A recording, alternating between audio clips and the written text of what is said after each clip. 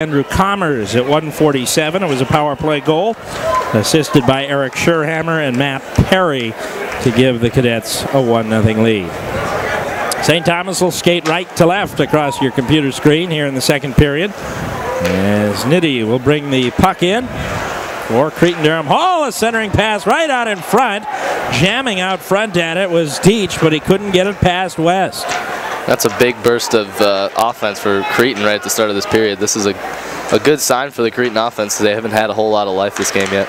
As here's Krieger, and he goes down, but there is no penalty called. And as Wyatt Schmidt will control the puck now for Krieger. And Krieger whiffs on that one as he tries to send a pass towards the slot. Kept in nicely, but only for a moment. And now here comes the Raiders again, as Deach with it.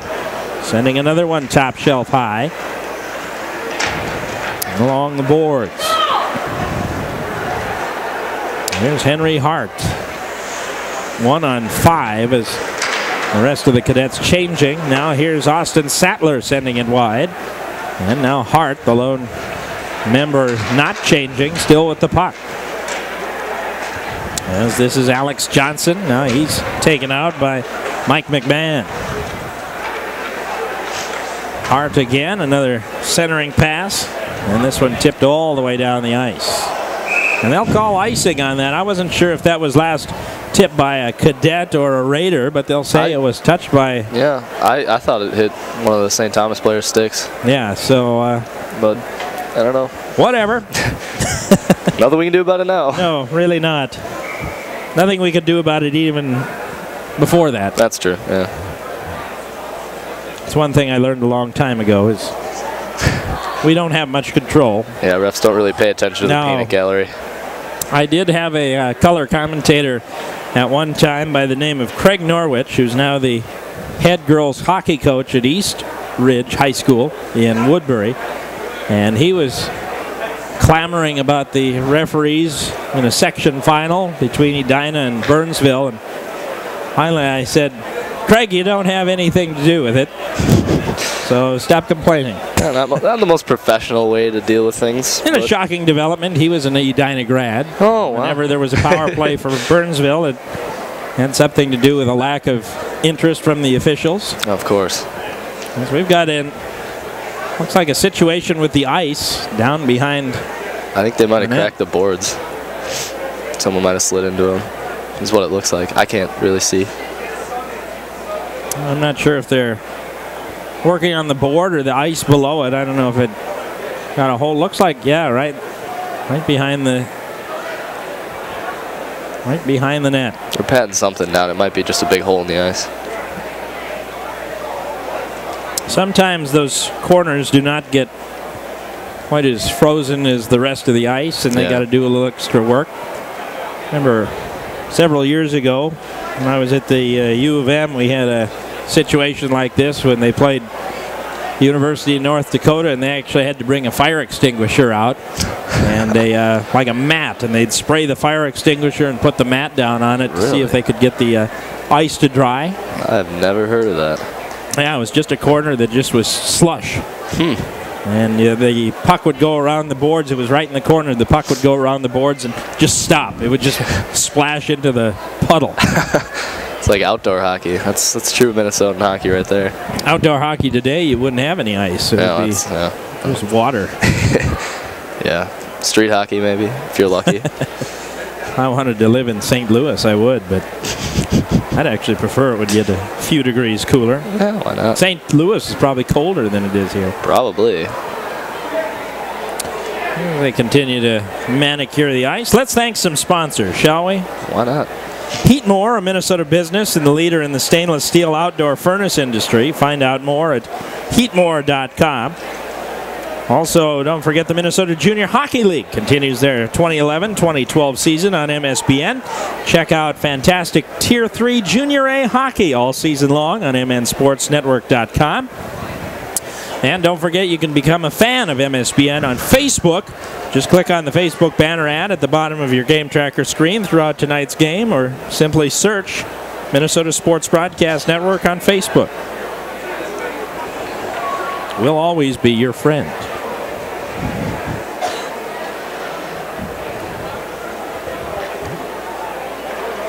Well, it looks like we are set to go. Manicuring complete. 15:36 remaining here in the second period. As the face-off won by the Raiders and cleared back out by Reese. As the puck loose out at center. A lot of hitting going on. Derek Olmshank leveling the Cadets' Tom Novak as this one rolls all the way down. West clearing it to the side, and we're going to have a penalty coming up. St. Thomas Academy is going to go onto the power play for the second time today. They are 1 for 1. Just a consequence of a good rivalry game. There's going to be a lot of hitting. Occasionally turns into a hold, but you're going to get called for it. So St. Thomas. Got an email from one of our volunteer helpers, Dwayne Kinnebrew, saying, "Hey guys, I don't see any snow in Honolulu." Boy, that was butchered. Wow. Go back to school. Honolulu. I've never heard of Honolulu. Me either. It must exist. I said it. Nick Reese going to the box. 2 minutes for holding. And an early power play again. Just less than 2 minutes into the second period. And St. Thomas goes on the power play for the second time today. Yeah, Cretin put together a little bit of offense at the start of this period, so this is definitely not what they wanted to have to play. Extended defense, especially with St. Thomas's power play doing as well as they have today. As Krieger loses the puck, it's cleared all the way down the ice. As the #1 line out there, the starting line, Perry, Krieger, and Commerce, they were the combo that got the first goal, and they're out there along with Scherhammer defensively. Scherhammer and Bretzman, the defenseman on this particular rush, is Perry with the puck. Now giving off to Commerce. This is Bretzman. He loses the edge. Now Commerce back out to Scherhammer. A big drive from the top and a save made by Petrakowski. Good setup by St. Thomas in the offensive zone there. They had a couple slip-ups, but still able to control the puck well, especially at the point. It's not always easy to do. It's a little nerve-wracking to have the puck so close to the blue line, but good job by them. Great job by Cretin as well on the penalty kill, keeping them to the outside. Face-off won by St. Thomas Academy. As this sent around, Austin Sattler with the puck. Now Wyatt Schmidt as well. Now losing it all the way down the ice. 40 seconds remaining in the power play. This would be a big momentum shift as if Cretin-Derham Hall could get a stop on this power play. As Hart with the puck. Hart once again right out in front. A chance for Austin Sattler. Couldn't get a whole lot on it. 15 seconds left as Grant Sattler sends it there. And cleared out. And this should kill, for the most part, the rest of the power play. Yeah, great kill by Cretin. That's exactly what they needed at the start of this second period. As the box door opens, 5 skaters aside. As Reese will skate right back to the bench. Nice save. And now Cullen clears it back down. Nearly had a streaking Luke Deitch, and he would have been mano-a-mano with West had he been able to connect on that pass. Yeah, that was a good read by Deitch to just get out there, and yet again, I think we saw it once in the first period. Not the best defensive switch for St. Thomas. Obviously now with the bench on the opposite side, it's a little bit more difficult, but good chance for Cretin. As the puck dropped, and St. Thomas Academy controls. Another drive going wide. And that one turned over as Olmshank has it. And only back to center, and now a chance for Novak. He lost his stick, and it looks like there was probably a reason for it. Yep. Looks like a slashing call coming up. I don't know if I necessarily agree with slashing the stick really being a problem, but it's not my call, like we said. So St. Thomas back on the power play, I guess. Max Jackson to the box. St. Thomas 1 for 2 on the power play.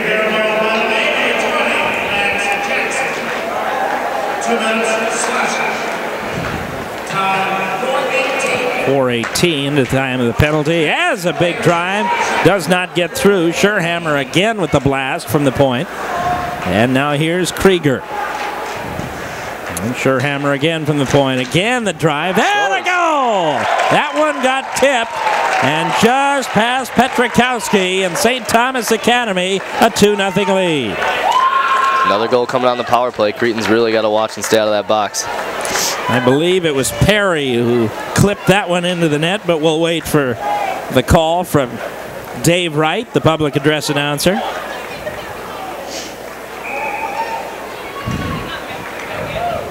.438 the time of the goal. It was Perry on the goal.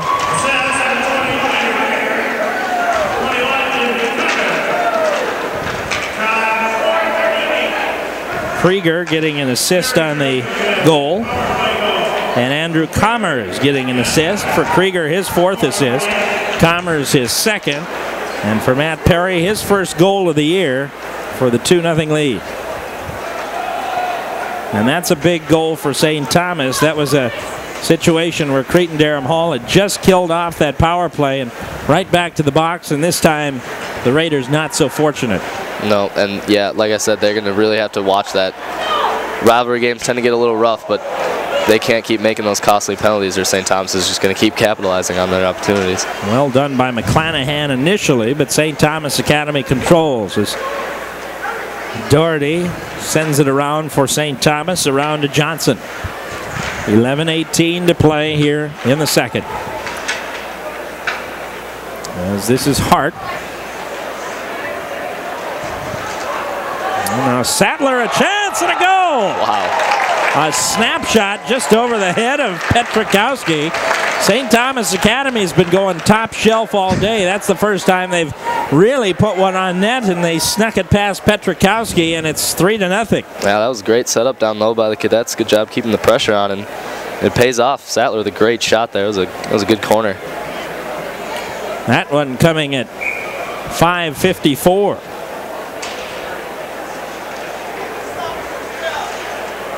And so St. Thomas Academy a 3-0 lead.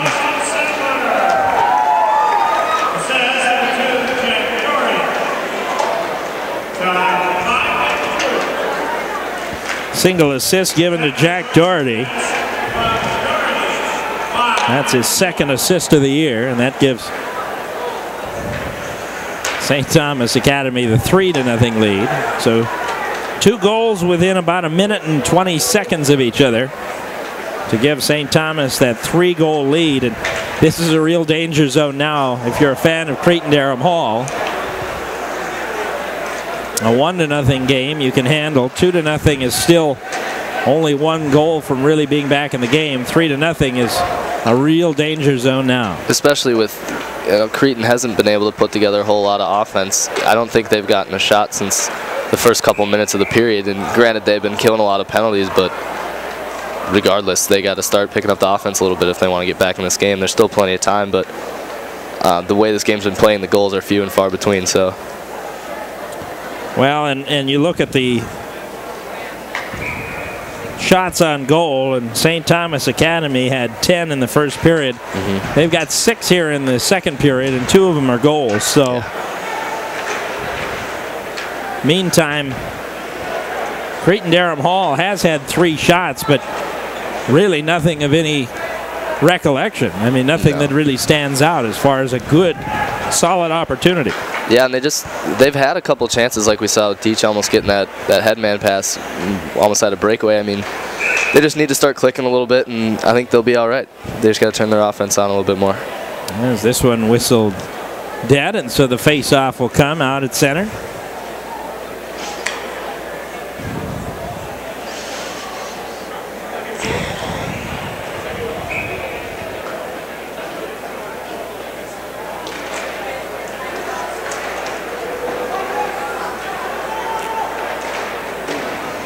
Nine and a half minutes to play. Here's another chance out in front for Commerce.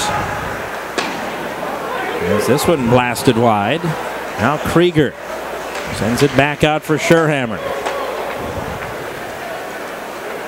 Cycling around for Krieger. Is this one playing out into the slot? Now Perry for Commerce. And that's taken away by McClanahan. And this will be an icing. So when they do have an opportunity to clear it out of the zone, it's just that. It's clearing it out of the zone. And that's, we gave a lot of credit to St. Thomas's defense for shutting down Cretin's offense, but you got to give some credit to their offense too. They're just tiring them out in Cretin's zone, and I mean, that's half the battle. Forwards don't want to go down and play offense because they need to get off and breathe after they get it out of the zone. As this cleared out to center, but Pat McFadden will send it back in for St. Thomas. 8 minutes, 45 seconds remaining. And played here now by Jack Jensen for St. Thomas Academy. This is Doherty. He drives one on net. Saved by Petrikowski. Seeing a few different names out onto the ice now for St. Thomas Academy with a 3-0 lead. Yeah, you're seeing those third and fourth lines starting to get out there and play a lot more often now. A lot of the younger guys getting some skating opportunities in the big games, training for the future a little bit. There's a tip play right out in front. Doherty clears it, and now picked up here by St. Thomas Academy. This is TJ Samick. And now cleared back down. And now a turnover out in front. Here's a chance and a drive for Cretin-Derham Hall. Max Jackson. And now a big hit, and we're going to have a penalty called as this will go against Cretin-Derham Hall again. A big hit, and you could hear the groans from the near side as everybody saw the big hit coming. Yeah. This is, I think Cretin needs to calm down a little bit. Whenever they get those offensive buzzes, they get a little, I think they might get a little overexcited, and then they bring the hits. This will be a charge from Chauncey O'Brien. He'll go to the box. That's always a dangerous play.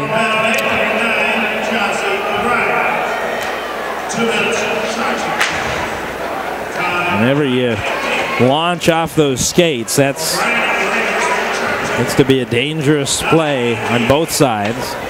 And so the penalty called against O'Brien. This is power play number 4 for St. Thomas Academy. They're 2 for 3 tonight. And the second and third power plays came pretty much one right after the other. First one they did not score on. The second one they did here in the period.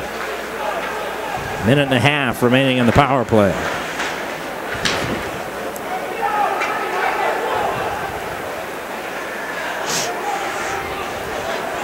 This is Johnson trying to center it back, and Petrikowski makes the save. Well, St. Thomas Academy basketball team took it on the chin a bit tonight, losing tonight to Chanhassen, 77-58. Wow. So, looking for a little more consistency.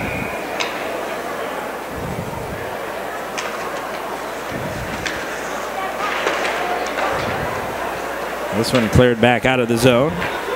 Tony Bretzman to chase it all the way back.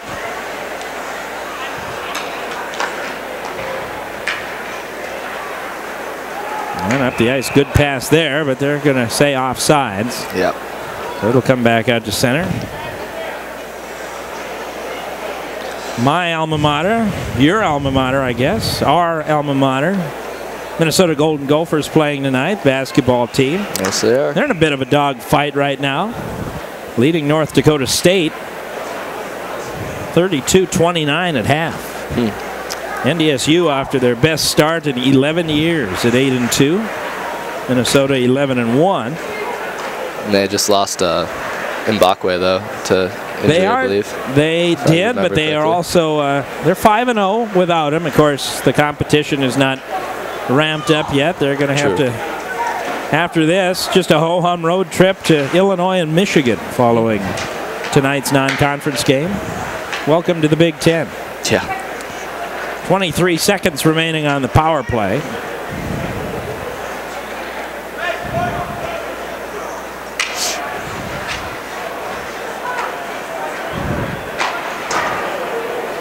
And this will just about kill off the power play. 6 seconds left. And Surehammer back to play it. Check that. Bretzman. Now Surehammer. As the penalty comes to a close, and here comes Alex Johnson as 5 skaters aside now. 5:37 remaining here in the second period. That was a really solid kill for Cretin. Just getting the puck out of the zone, not allowing St. Thomas to set up at all. Obviously paid off a lot more than a couple of their power plays or penalty kills have in the past. As this is picked up by Grant Sattler. As St. Thomas now doubling up Cretin-Derham Hall in shots. 18-9. As here's a chance, and that one skipped right off the stick of Max Jackson. Good defense there by Henry Hart, getting catching Jackson from behind there when he wasn't really paying attention. Now Sattler picking off that centering pass and up the ice. Here comes Alex Johnson, and he lets it go right into the stick of Dominic Nitti, who did a really nice job of getting back as well. Yeah, fantastic play. Johnson almost had a line to the net there, but great defense there by Cretin. As this is Johnson again, up the ice, Novak, as he splits the defense, he'll have a chance, and it's poked away. Nice play there by Petrikowski. Excellent goaltending. Last defense there, and just reached that stick out and poked it off the stick of Novak. There's a little bit of a miscommunication, I think, between the Cretin defense out there. Novak just skated right between them. They both kind of watched him go by. So Cretin's got to clamp down defensively. They can't keep giving up opportunities like that if they want to get back in this game. 4.5 minutes to go, and still down by 3. Only the second period as of yet, but if you're Cretin-Derham Hall, you'd love to get a quick goal towards the end of this period and close the gap a bit. But of course, if you're St. Thomas Academy, you'd also love to have one last goal to stretch things out. As a chance here for the Raiders. A shot and a goal. Luke Deach is 7th of the year. And no more do you bring it up than it happens. It's 3-1. Just a snipe shot from Luke Deach. And again, going top shelf on the goaltenders. So both of these netminders, Ian West and Mark Petrikowski, both have been beaten up high tonight. Absolutely. I mean, I think it's something you notice a lot in hockey these days. A lot of shots miss the net, hit the glass when they go for those corners, but when they hit the net, I'd say they go in 90% of the time. They're really hard to stop.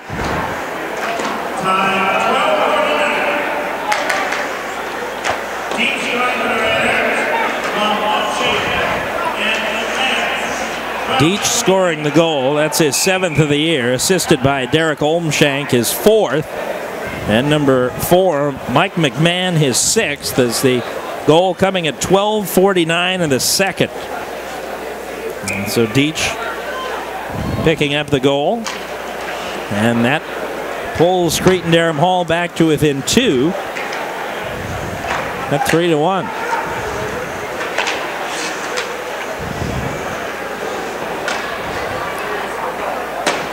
And we listened to Jerry Mabry both during the pregame and also at the end of the first period, and I was talking to him, and he said this is that type of team that's kind of dangerous because they lull you a bit with the way they play. They're a very defensive-oriented team, and all of a sudden they can sneak up with you, and they get a goal and maybe another one, and the way they play defense can be very frustrating at times, and it's a dangerous team, especially as the year will go on.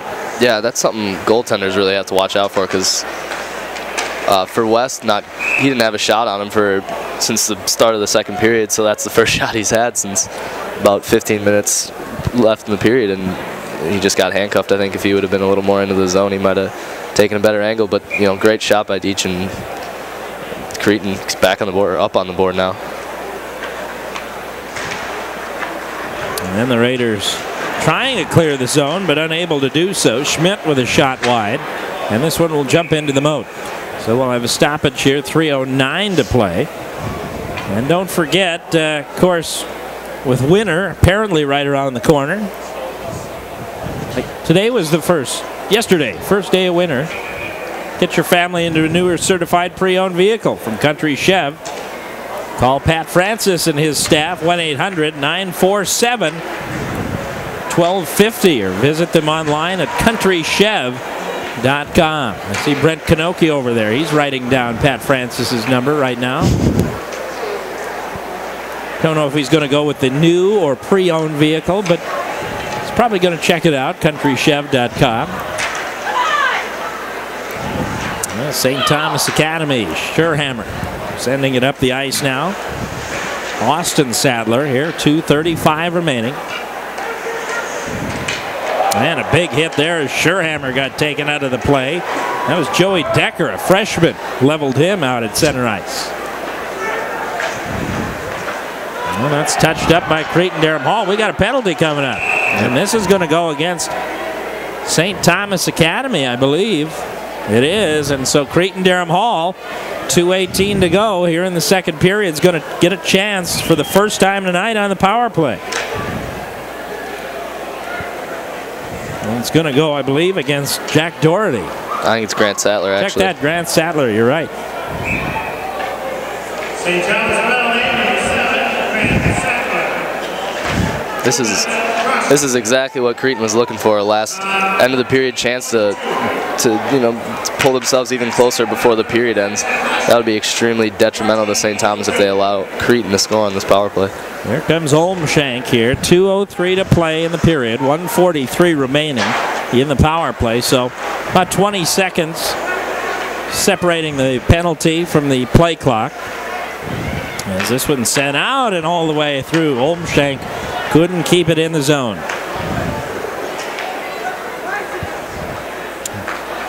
Jack Doherty sending it across and cleared down the ice. And this will be picked up by Nitti.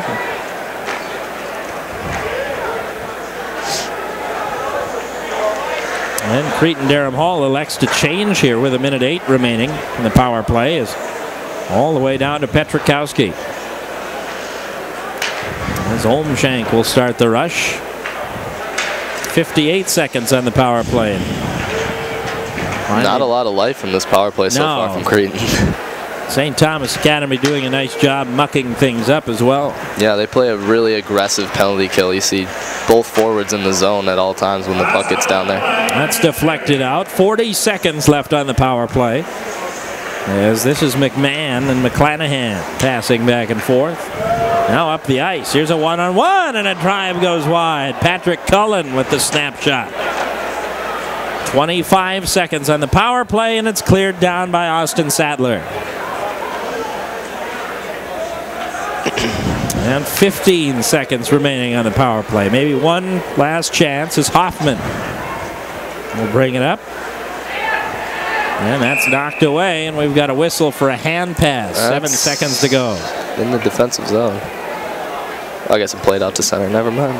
Just kidding. No, they're good.